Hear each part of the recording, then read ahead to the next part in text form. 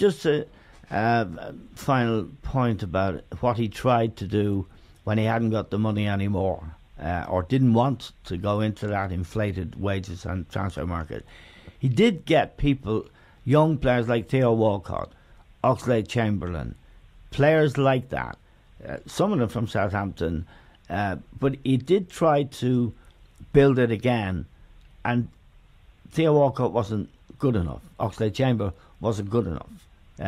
Is that a fair thing? He wasn't shopping in Harrods anymore, No. Eamon, was he? No, he was going to... And he didn't have the advantage that he had in the first years of his tenure by knowing all the French players. And everybody's scouting system caught up with that. And Manchester City and Chelsea were buying potentially very good players at very young ages. The likes of De Bruyne, you know, and Manchester City have bought several then. It was Chelsea who bought De Bruyne. Yeah. But Arsenal weren't in that league. They didn't want to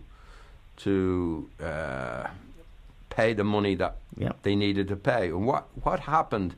They banked. The people at Arsenal banked on having financial fair play. Yeah.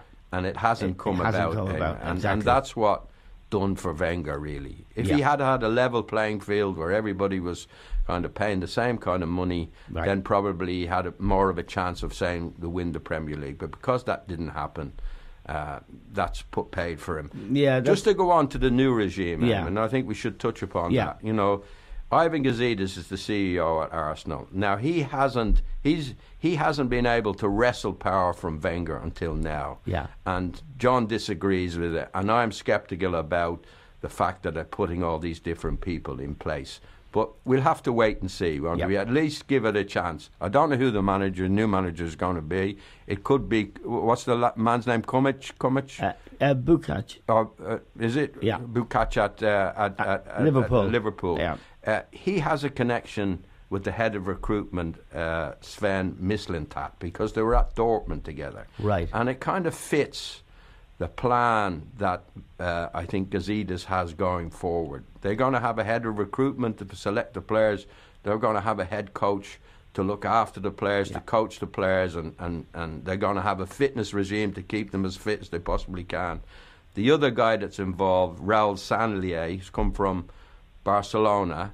He's going to do the contracts. He's going to do the negotiations. So hopefully nothing will happen like happened with Luis Suarez when nobody's admitted to it, but they offered 40 million and a pound thinking that Suarez had a get-out clause in his contract. Hopefully nothing like that's going to happen. I'm sceptical about it. There's huge question marks, but let's wait and see if it can work.